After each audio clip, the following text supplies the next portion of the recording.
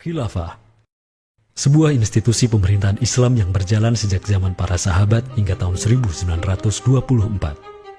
Ia merupakan sebuah simbol keagungan peradaban Islam selama hampir 1300 tahun. Setelah hampir seabad pasca keruntuhannya, kini ia kembali mencuat sebagai isu yang begitu hangat di tengah masyarakat. Belahan dunia timur dan barat membicarakannya, tak terkecuali di Indonesia.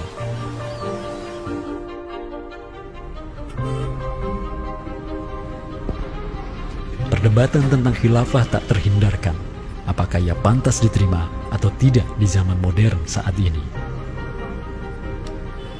Kita tahu khilafah atau kehilafahan Islam itu di Nusantara bukan hal yang baru. Ya, sudah ada hubungan relasi antara kesultanan-kesultanan dan kerajaan Islam Nusantara dengan kehilafahan di Turki Utsmani atau wilayah Arab secara keseluruhan itu sejak abad ke-7.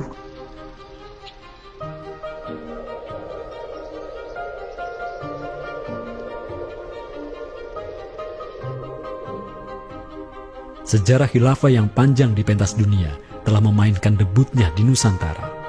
Islam yang diemban para punggawanya telah menjadikan Nusantara jaya dan menjadi sumber utama perlawanan terhadap para penjajah. Inilah kisah tentang Nusantara dan jalinannya dengan sang negara adidaya. Inilah kisah tentang khilafah yang menjadikan rakyat Nusantara sebagai satu umat dengan Muslim sedunia. Inilah kisah tentang jejak khilafah di Nusantara.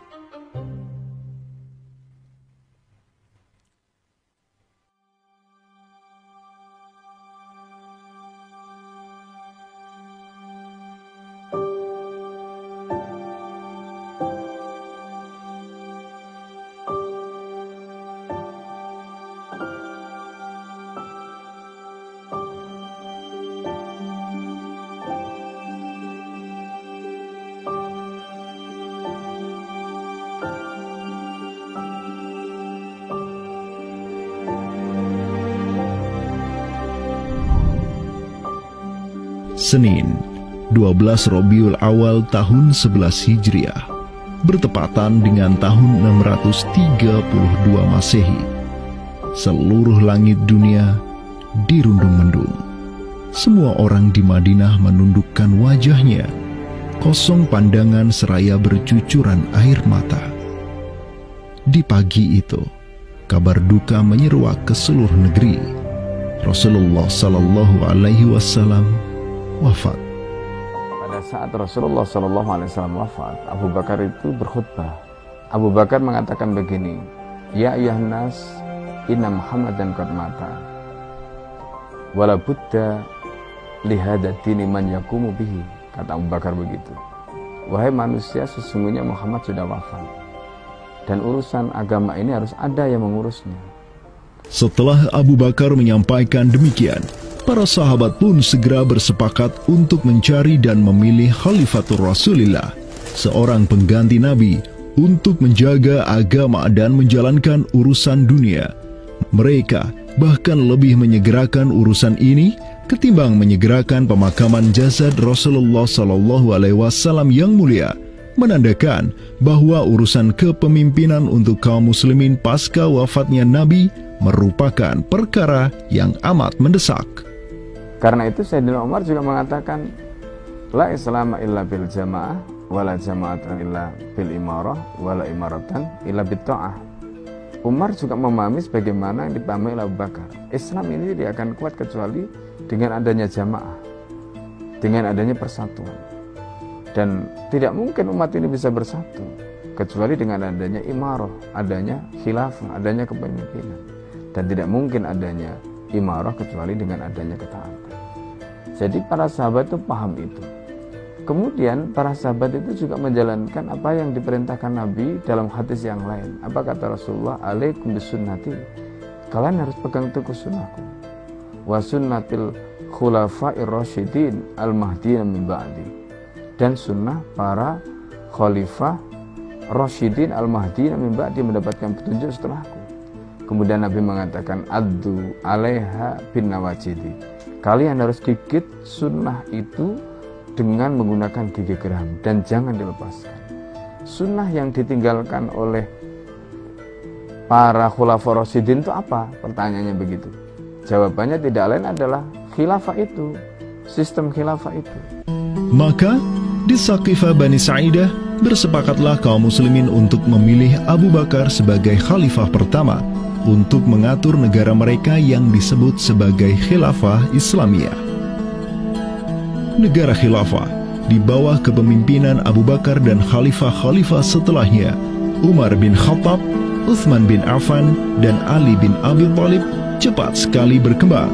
Mereka memperluas wilayah khilafah hingga mendobrak dua negara adidaya saat itu, Kekaisaran Persia dan Imperium Romawi.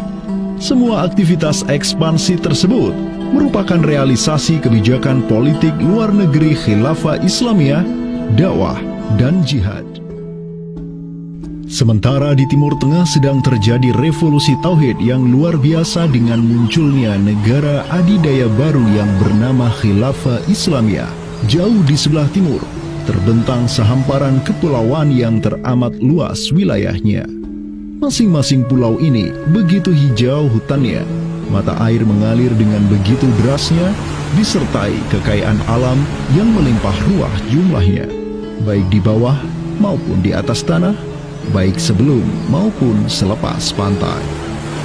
Negeri itu dikenal sebagai Nusantara. Diapit oleh dua benua dan dua samudra, amatlah strategis posisi wilayah Nusantara, menjadikan ia sebagai pelabuhan dagang yang ramai, tempat bertemunya bangsa-bangsa dunia. Kala itu, belumlah penduduk di Nusantara mengenal Islam, sementara kehidupan mereka sedang diselimuti oleh kegelapan. Namun, tatkala Islam sedang membara di Timur Tengah, tentu sampailah pengaruhnya ke Nusantara.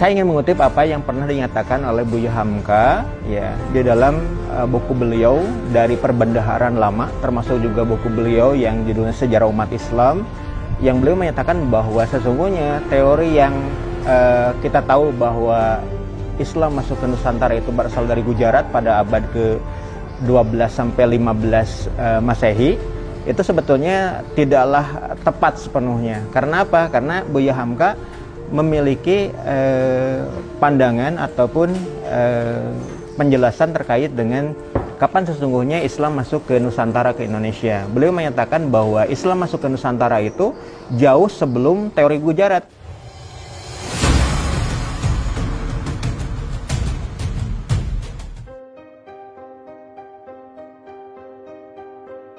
Di bawah pemerintahan Khulafaur Rasyidin yang wilayahnya membentang dari Afrika Utara sampai Persia, perdagangan kaum muslimin berkembang pesat dengan dikuasainya pelabuhan-pelabuhan strategis di Samudra Hindia. Hubungan diplomatik dan komersial pun terjalin dengan sejumlah kerajaan dari India sampai Cina. Sui Tangshu, sebuah kronik kuno dari dinasti Tang di Cina mencatat, telah datang serombongan utusan khilafah ke hadapan penguasa Cina di tahun 651 Masehi, di mana tahun tersebut merupakan masa Khalifah Utsman bin Affan. Hubungan khilafah dengan dunia timur terus berlanjut sampai di mana khilafah beralih ke pemimpinannya di bawah otoritas Bani Umayyah. Apabila hubungan negara khilafah dengan kekaisaran Cina sudah terjalin sejak masa Khulafaur Rasyidin melalui jalur laut, tentulah utusan khilafah akan melalui wilayah Nusantara yang menjadi penghubung antara Timur Tengah dan Asia Timur. Dan di ujung paling barat wilayah Nusantara, terdapat pulau besar yang kala itu dikenal oleh bangsa Arab sebagai Sribuza, pelafalan mereka untuk menyebut kerajaan Sriwijaya. Pelabuhan-pelabuhan di kerajaan Sriwijaya senantiasa menjadi titik transit setiap kapal yang hendak melanjutkan perjalanannya. Tentu, penguasa Sriwijaya akan menyadari keberadaan pelayar-pelayar Muslim yang singgah di wilayah kekuasaannya.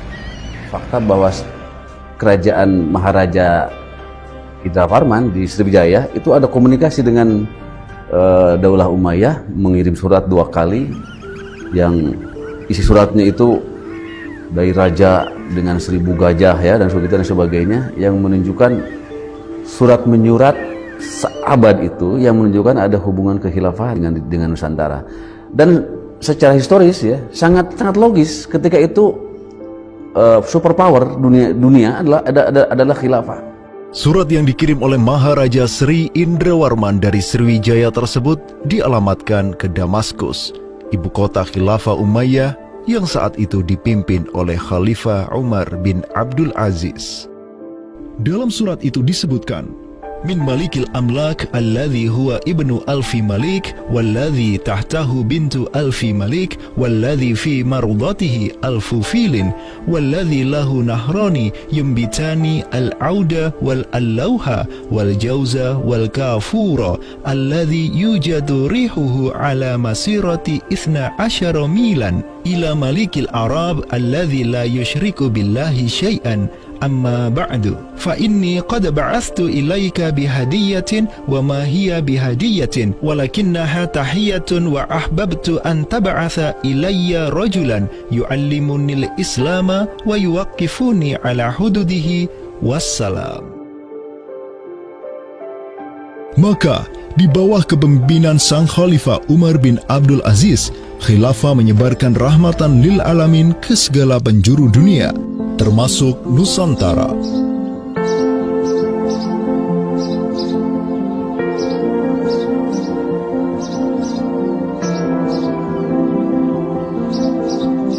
Seperti sekarang Amerika atau Eropa kan ada hubungan dengan semua negara karena dominasi politik, ekonomi mereka, budaya dan sebagainya. Saat itu penguasa dunia atau superpower adalah dunia Islam, institusi politiknya khilafah, maka sangat logis kalau ada relasi dengan berbagai semua negara.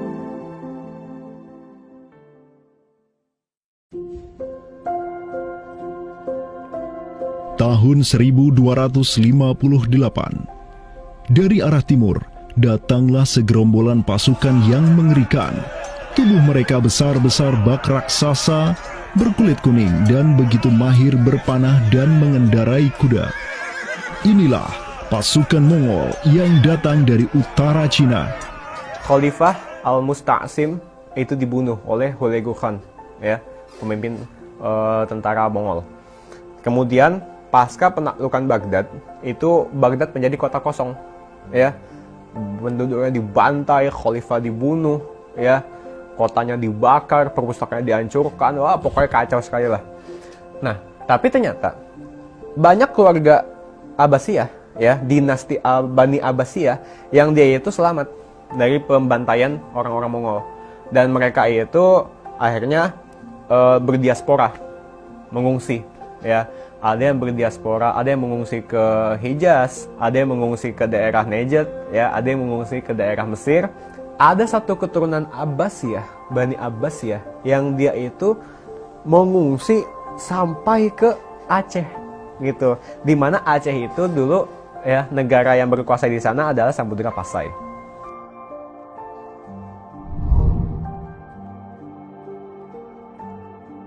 Terdapat 3 orang Bani Abbasiyah yang diketahui dimakamkan di Aceh, yakni yang pertama Sodrul Akabir Abdullah bin Muhammad Al-Abbasi, keturunan Khalifah Al-Mustaunsir Billah.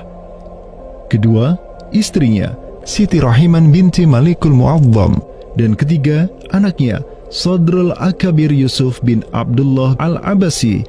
Mereka bertiga dimakamkan di kompleks yang sama.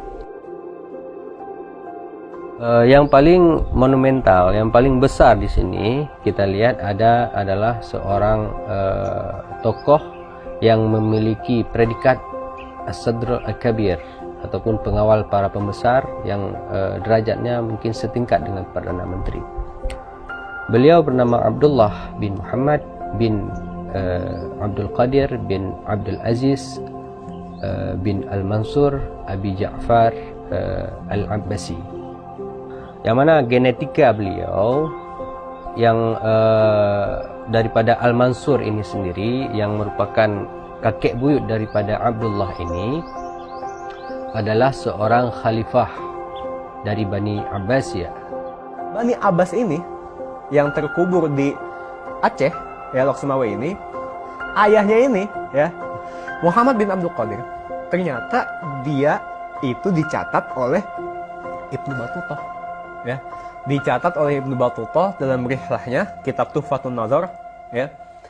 Nah, dia itu ayahnya Abdullah bin Muhammad Sodrul Akabir yang di Pasai itu menjadi gubernur, ya, menjadi gubernur di mana, di daerah India, gitu, dicatat oleh Ibnu Battutah, gitu, ya. Dan Ibnu Battutah mencatat sultan-sultan di India itu begitu hormat, ya, begitu taat, dan mereka itu memuliakan keturunan Khalifah Abbasiyah ini, ya, keturunan Khalifah Al-Mustansir Billah, begitu. Nah, ini mengindikasikan bahwasanya apa? Sultan-sultan India itu begitu memuliakan, dan mereka itu dalam satu riwayat lain juga membaiat Khalifah Abbasiyah yang ada di Mesir. Sementara sultan-sultan di India, ya, Kesultanan Islam di India itu punya hubungan erat dengan Samudra Pasai, begitu. Nah, di sini kita bisa menduga kuat bahwasanya Samudra Pasai itu juga berbaiat kepada Khalifah Abbasiyah. Samudra Pasai pada masa itu berbaiat kepada dinasti sebelum Utsmaniyah berkuasa, yaitu kita menduga dan meyakini hal tersebut sesuai fakta-fakta yang kita temukan di lapangan, bahwa Madinatul Sumatera ataupun Jaziratul Jawi, Samudra Pasai itu berbaiat langsung kepada dinasti Abbasiyah. Sultan Zainal Abidin bin Ahmad bin Malikus Zahir bin Malikus Saleh, penguasa Pasai di masa Sodrul Akabir Abdullah Al-Abbasi hidup, menyatakan baiatnya kepada Khalifah Al-Mutawakkil 'alallah di Kairo di awal abad ke-15. Begitu pula sebelumnya, Sultan Muhammad bin Tughluk di Delhi diikuti oleh Sultan Jalaluddin Muhammad dari dinasti Raja Ganesh di Bengali, dan penguasa dari dinasti Utsmaniyah di Turki, Sultan Bayazid pertama. Seluruh sultan di dunia Islam menyatakan baiatnya kepada Khilafah Abbasiyah semenjak gelombang badai Mongol berhasil dihentikan oleh pahlawan-pahlawan Mamluk. Pusat Khilafah Abbasiyah kini berpindah ke Kairo, Mesir, dan menjadi magnet kaum muslimin global. Dari pusat khilafah inilah dakwah Islam mulai bangkit kembali dan menggencarkan aktivitasnya dengan mengirim berbagai juru dakwah ke seluruh penjuru alam. Dengan Samudra Pasai yang mendaulatkan dirinya sebagai Darul Islam yang berbaiat kepada Khalifah, Samudra Pasai mengemban tugas untuk mengubah seluruh Asia Tenggara dari Darul Kufri menjadi Darul Islam. Sultan Zainal Abidin Ra Ubabdar dibantu oleh putra Sodrul Akabir Abdullah bin Muhammad Al-Abbasi, yakni Yusuf bin Abdullah, yang di pucuk pusaranya tertera nama kakeknya Khalifah Al-Mustansir Billah, banyak menaklukkan wilayah-wilayah yang belum Islam di Sumatera dan Semenanjung Malaya. Seperti Ra Ubabdar. Ra Ubabdar itu berasal dari dua kata, Ra dan Ubabdar, yang mana artinya adalah penguasa gelombang. Ini adalah sebuah predikat yang sangat luas sebenarnya maknanya. Sesuai dengan masa yang ditorehkan pada waktu tersebut, bahwa Sultan Zainal Abidin Ra Ubabdar bin Ahmad bin Muhammad bin Al-Malik Al-Salih ini adalah salah satu masa kegemilangan Samudra Pasai, yang mana kita ketahui setelah masa tersebut yang memimpin Kesultanan Sumatera adalah anak keturunan daripada beliau ini, yang jumlahnya sampai 11 orang sultan. Bergerak dan terus bergerak itu meluaskan dakwah Islamnya sampai ke pulau-pulau. Itu masa Zainal Abidin Ra Ubabdar, terutama penakluk gelombang yang dijuluki beliau itu melebarkan sayap itu sampai ke seluruh Asia Tenggara. digelarilah Sultan Zainal Abidin Pasai dengan sebutan Ra Ubabdar, bahasa Persia untuk gelar sang penakluk gelombang, karena dengan arungan pasukannya yang luar biasa di atas gelombang laut Nusantara, ia membuka banyak sekali wilayah, seperti Malaka misalnya, di mana di sanalah Sultan Zainal Abidin Ra Ubabdar menempatkan putranya Sultan Mansur sebagai penguasa Darul Islam Malaka. Kesultanan Samudra Pasai banyak pula mengirimkan juru dakwahnya untuk meminta penguasa-penguasa Nusantara lain agar menerima Islam. Salah satu juru dakwah tersebut dikirim ke Jawa Timur, pusat pemerintahan rezim yang mendominasi wilayah Nusantara saat itu, Kerajaan Majapahit.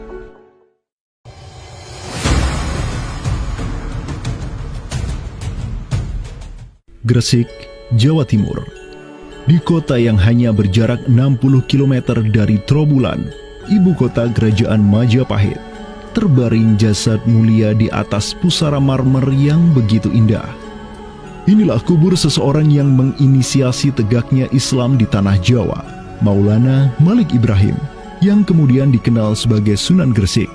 Malik Ibrahim adalah seorang yang berkedudukan tinggi di lingkaran kuasa Samudra Pasai, terlihat dari gelarnya yang bertajuk Umdatus Salatin wal Wuzara, pondasi para sultan dan wazir, di mana gelar tersebut adalah gelar untuk wakil Sultan Samudra Pasai, sebagaimana yang dicatat oleh Ibnu Battuta.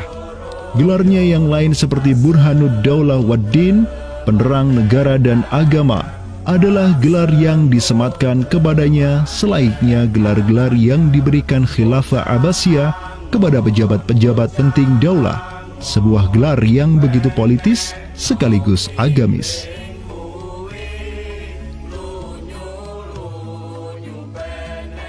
Maulana Malik Ibrahim dikirim oleh Pasai untuk mendakwahkan Islam kepada rakyat dan para penguasa Majapahit.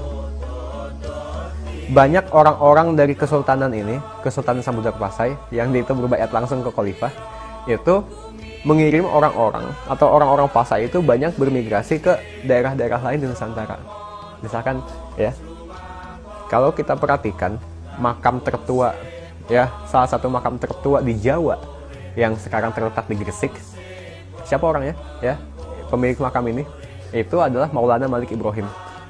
Maulana Malik Ibrahim, ya, kalau kita perhatikan makamnya yang di Gresik itu sama persis gayanya dengan apa? Dengan makam-makam yang ada di Pasai, begitu. Nah, ini merupakan bukti bahwasanya Sunan Gresik itu pernah ada di Pasai, ya, dan dia itu ya tahu sendiri lah, ya, bahwasanya Maulana Malik Ibrahim yang kemudian dikenal juga sebagai Sunan Gresik itu merupakan salah satu dari Wali Songo. Bersama kakek, paman, keponakan, cucu cicit dan murid-murid pilihannya yang kemudian disebut Wali Songo, Maulana Malik Ibrahim berdakwah di Jawa dan menyebarkan Islam di kalangan penduduknya. Mereka mendapat sokongan penuh dari negara yang berkuasa di Samudra Pasai, kesultanan yang berbaiat kepada Khilafah Abbasiyah. Dakwah mereka terus berkembang, perlahan namun pasti, dan mulai melumat persendian kuasa Majapahit yang mulai keropos akibat kekacauan internal mereka sendiri.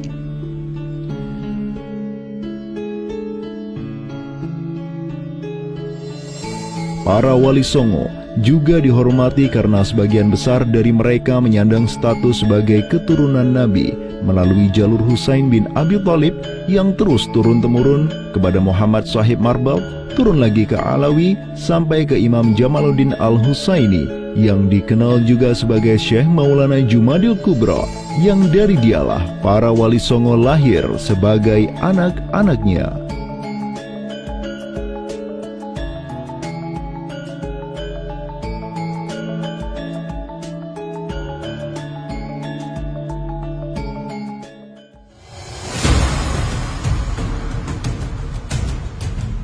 Bertolak dari Gresik, dakwah para wali menyebar ke kota-kota lainnya di Pulau Jawa, bahkan sampai keluar Jawa seperti Maluku, Ternate, Makassar, Kalimantan, dan sebagainya.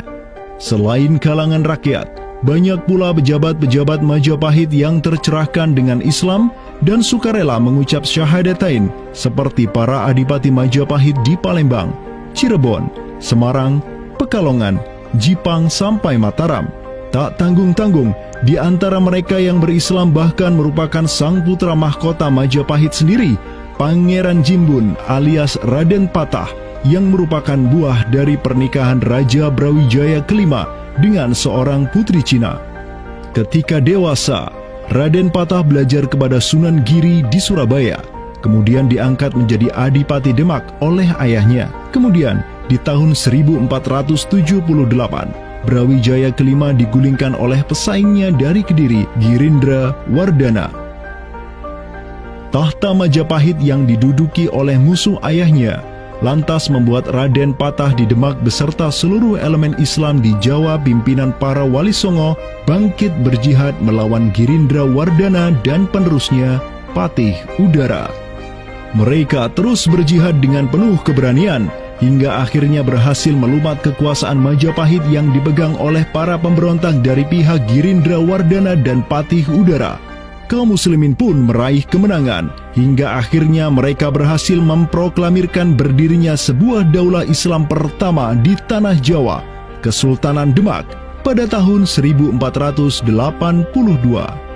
Digelari Raden Patah sebagai Senopati Jimbun Ningrat Ngabdurrahman Panembahan Palembang Saidin Panatogomo, atau dengan gelarnya dalam bahasa Arab, Sultan Syah Alam Akbar Al-Fatah.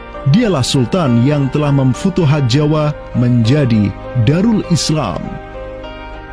Dengan berdirinya Demak sebagai daulah Islam pertama yang berdaulat di Tanah Jawa, bertambahlah kuat bargaining politik Islam di kawasan Nusantara bersama-sama dengan Kesultanan Samudra Pasai di Sumatera, Kesultanan Malaka di Semenanjung Malaya, Kesultanan Brunei di Borneo, Kesultanan Sulu di Filipina, begitu pula Sultan pertama di Ternate, Sultan Zainal Abidin, yang pernah menimba ilmu ke Jawa di bawah bimbingan Sunan Giri.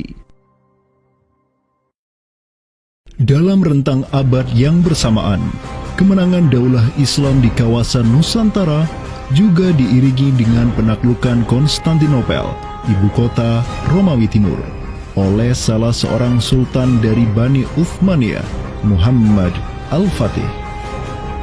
Penaklukan Konstantinopel sekaligus menandakan tamatnya riwayat Imperium Romawi Timur untuk selama-lamanya. Penaklukan Konstantinopel pada tahun 1453 oleh Muhammad Al-Fatih, sang Sultanur Rum, merupakan realisasi dari janji yang telah terucap ratusan tahun sebelumnya oleh lisan mulia sang Sayyidul Mustafa, Rasulullah Muhammad Sallallahu Alaihi Wasallam. Sungguh, Konstantinopel akan benar-benar ditaklukkan. Sebaik-baik pemimpin adalah pemimpin yang berhasil menaklukkan Konstantinopel, dan sebaik-baik pasukan adalah pasukan yang menyertainya. Dengan dikdayanya kuasa Islam di tanah Rum, menjadikan para penguasa Uthmaniyah mempunyai citra istimewa di kalangan rakyat Nusantara.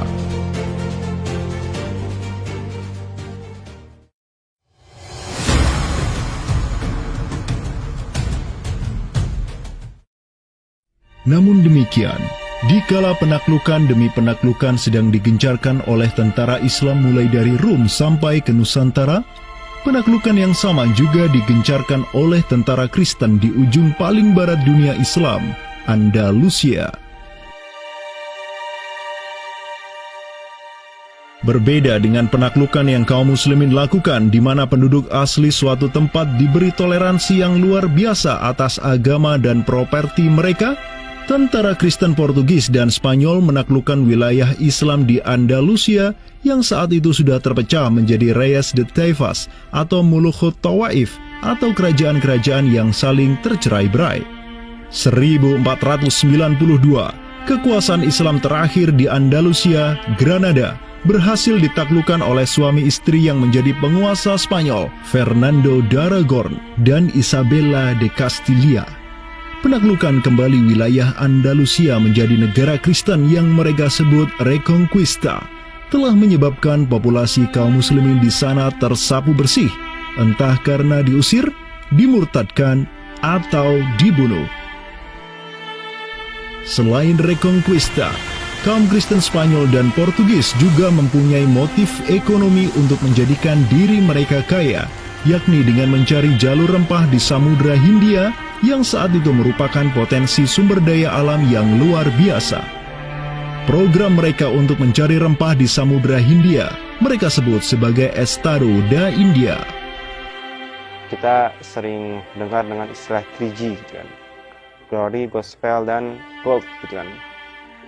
Jadi ya mereka ingin ekspansi, mereka ingin menyebarkan misi agama mereka, dan mereka juga ingin mencari gold. Goldnya sini adalah justru adalah rempah gitu kan. Begitulah betapa berharganya rempah pada saat itu, sampai 1 gram pala dihargai dengan 2 gram emas gitu kan. Paus Alexander ke-6, pemimpin kaum Kristen saat itu, begitu mendukung hasrat Portugis dan Spanyol untuk menjelajah dunia dan menyebarkan Kristen. Maka, berangkatlah gelombang penjelajah Portugis yang disertai pasukan dan senjata untuk menaklukkan dunia Islam di Samudra Hindia. Di bawah pimpinan Alfonso de Albuquerque, armada Portugis berhasil menaklukkan Goa di India pada tahun 1510, dan setahun kemudian berhasil sampai ke Malaka, merebut pelabuhan strategis itu dari Sultan Mahmud Syah yang memerintah tempat tersebut. Dari Aceh ini, di mana surat Aceh ini itu selain memberikan baiat, dia itu juga meminta pertolongan kepada Khalifah Amirul Mukminin sebagai pelindung dunia Islam global agar mengirim sejumlah persenjataan ya, kapal perang, ahli-ahli militer ya, kemana? Ke Aceh untuk menghadapi Portugis yang saat itu sedang menguasai Selat Malaka. Begitu. Nah, akhirnya apa? Bahkan Sultan Selim kedua itu menyebutkan ya, Aceh itu sebagai wilayati Aceh ya. Wilayat itu asal katanya dari bahasa Arab, wilayah. Wilayah itu kalau dalam istilah tata negara Islam ya, merupakan provinsi gitu. Jadi di sini ya, Sultan Selim kedua, Khalifah Utsmani ini menyebut Aceh itu sebagai provinsi, wilayah Aceh. Atau dalam arsip yang lain disebut Wilayatul Hind ya. Kemudian kalau dari segi kerjasama militer, ya itu dengan ditandai dengan pengiriman artileri perang yang cukup luar biasa, yang bahkan sampai yang namanya meriam-meriam monster dalam meriam penghancur, dan kemudian tim ahli pembuat meriam yang dikirimkan dari Turki ke Aceh Darussalam. Tapi ya qadarullah, ternyata saat itu terjadi pemberontakan di daerah Yaman ya. Pasukan-pasukan yang seyogyanya dikirim ke Aceh itu dialihkan ke Yaman ya. Walaupun dialihkan ke Yaman untuk memadamkan pemberontakan di sana, tapi tatkala pemberontakan itu selesai, apakah misi ke Aceh itu tetap berlanjut? Lanjut ya, tetap berlanjut. Nah, akhirnya sejarah mencatat bahwasanya ada 2 kapal galeon ya, 2 kapal perang besar yang dimana isinya merupakan perwira-perwira ahli militer dari Utsmaniyah dikirim ke Sultan Alauddin Riayat Shah Al-Qahar ya. Nah, dan ini ya menurut Profesor Amirul Hadi ya, jumlahnya 400 ya. Janissaries, tentara elit Utsmaniyah, dikirim ke Aceh.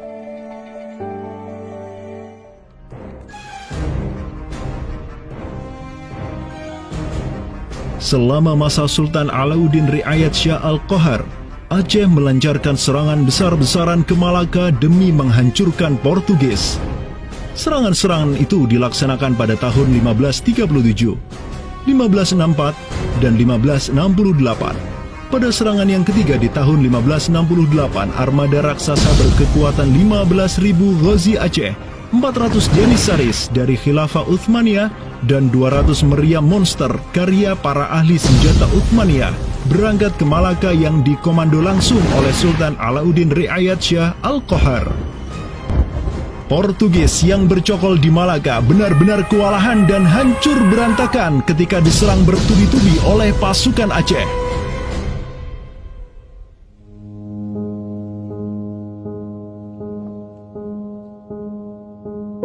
Walau demikian, Portugis berhasil bertahan karena dibantu oleh sekutu-sekutunya dari Johor dan Kedah.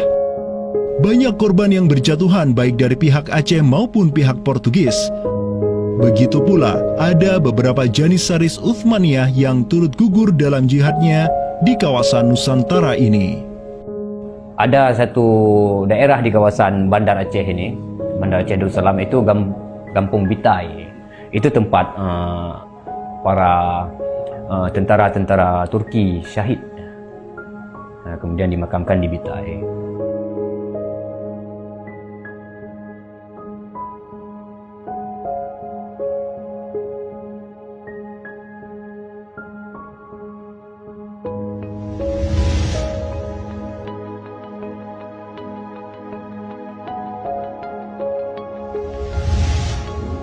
Mungkin kita melihat juga dari segi numismatik atau mata uangnya, banyak sekali dirham-dirham Turki Utsmani kita temukan di sini. Ini adalah Gampung Pande, sebuah rawa kumuh yang terletak di tepi pantai Kutaraja, Banda Aceh. Semenjak tahun 2006, tempat ini sudah dijadikan sebagai tempat pembuangan akhir untuk sampah dan tinja. Kemudian sempat pula ingin dibangun di atasnya instalasi pengolahan air limbah atau IPAL oleh Pemda setempat. Namun siapa sangka, di tempat yang nasibnya begitu menyedihkan hari ini, di tahun 2013 lalu, telah ditemukan tidak kurang dari 6.000 keping dinar dan dirham yang dicetak oleh Khilafah Utsmaniyah dan Kesultanan Aceh. Dari Sultan Sulaiman Al-Kanuni kita temukan di sini. Kemudian Sultan Murad juga kita temukan di sini. Gampung Pande yang merupakan salah satu kawasan Islam tertua di Aceh, di mana di sanalah terdapat ribuan makam tokoh-tokoh penting Islam yang datang dari seluruh penjuru negeri. Dan beginilah nasibnya sekarang, terhinakan oleh orang-orang yang melupakan sejarah besarnya, tak tersentuh oleh peradaban modern yang durhaka kepada sejarah Islamnya. Walau demikian, kenangan tentang mereka takkan pernah hilang dan akan terus teringat oleh anak cucu kita. Mereka akan terus mengingat bahwa orang tua kita dahulu, para penguasa kita yang soleh dulu, pernah menyatakan baiatnya kepada Amirul Mukminin, khalifahnya umat Rasulullah Sallallahu Alaihi Wasallam. Inilah kubur orang yang dirahmati lagi diampuni. Dialah Al-Ghazi, sang petarung di jalan Tuhan semesta alam, penentang kaum kafir dan musyrikin, pecinta kaum fakir dan miskin, Sultan Alauddin Riayat Shah, naungan Allah di muka bumi, putra Sultan Ali Mughayat Shah. Semoga Allah menyiramkan rahmat ke atas pusaranya dan menjadikan surga tempat kediamannya.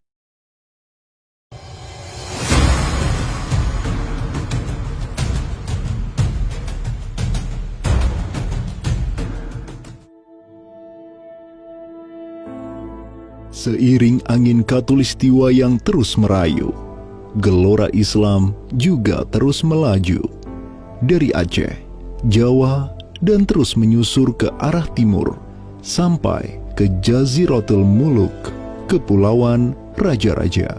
Di Maluku, yang juga dikenal sebagai Kepulauan Rempah-Rempah, ada begitu banyak raja yang berkuasa di masing-masing pulaunya.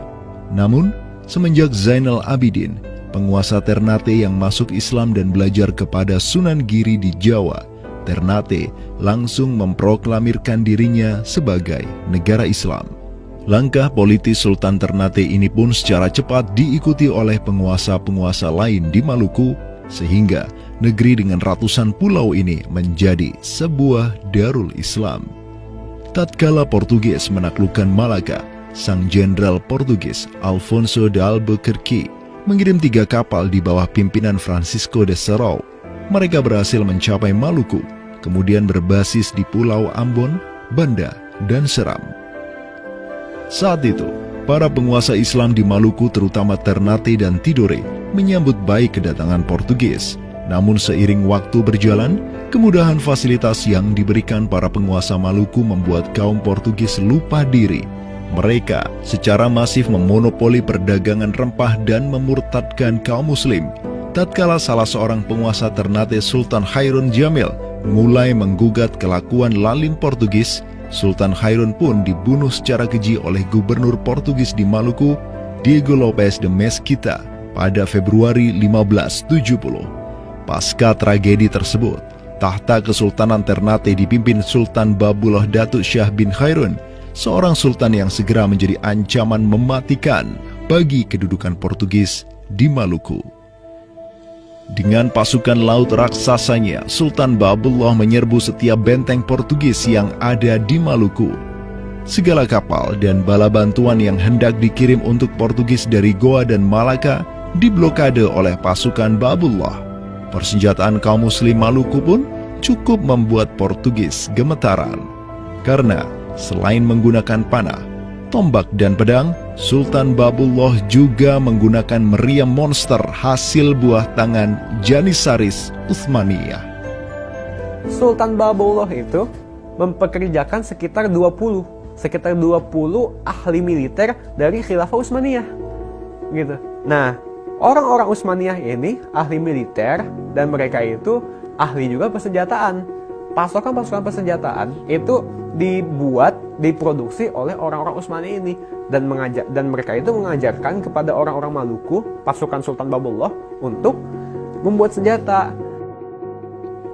20 orang Utsmaniyah ini merupakan sebuah tim ahli senjata yang menjadi bagian dari pasukan Khilafah Utsmaniyah yang dikirim Khalifah Selim II kepada Sultan Alauddin Riayat Shah Al-Qahar di Aceh. Dengan pengalaman yang mereka dapatkan setelah membantu Sultan Aceh berjihad melawan Portugis di Malaka, 20 Janissaris ini melanjutkan perjalanan mereka dari Aceh menuju Ternate. Peperangan dan pengepungan pasukan Babullah untuk menyerang Portugis yang bersembunyi di benteng-benteng mereka terus berjalan selama 5 tahun, dari tahun 1570 sampai tahun 1575. Akibat pengepungan tersebut, kaum Portugis amat menderita dengan kelaparan, sampai-sampai mereka memakan anjing, tikus, sampai cicak demi bertahan hidup. Hingga akhirnya pada 27 Desember 1575, Portugis mengibarkan bendera putih. Mereka pergi dari Maluku untuk selama-lamanya dengan rasa malu yang tiada terperi. Sultan Babullah yang terus berkuasa sampai tahun 1583 terus mengekspansi banyak wilayah di timur Nusantara untuk menjadi Darul Islam. Raja Makassar, Karaeng Bonto Langkasa, berhasil Babullah Islamkan sehingga Makassar menjadi Darul Islam. Begitu pula dengan Luwuk, Banggai, Mindanao, Nusa Tenggara, Aru, Halmahera, Jailolo, Bacan, hingga Papua. Semuanya tunduk kepada Sultan Babullah sehingga ia dijuluki sebagai penguasa 92 pulau. Dengan prestasi yang demikian luar biasa, tentu Babullah tidak berdiri sendiri. Ada ikatan solidaritas dengan sultan-sultan Aceh, Jawa, sampai Filipina. Ikatan sebagai satu umat. Ikatan dengan satu akidah, akidah Islam. Ikatan dengan satu semangat, semangat jihad. Dan ikatan dengan satu kepemimpinan, karena seluruh sultan di Nusantara tunduk dan begitu hormat pada Khilafah Utsmaniyah.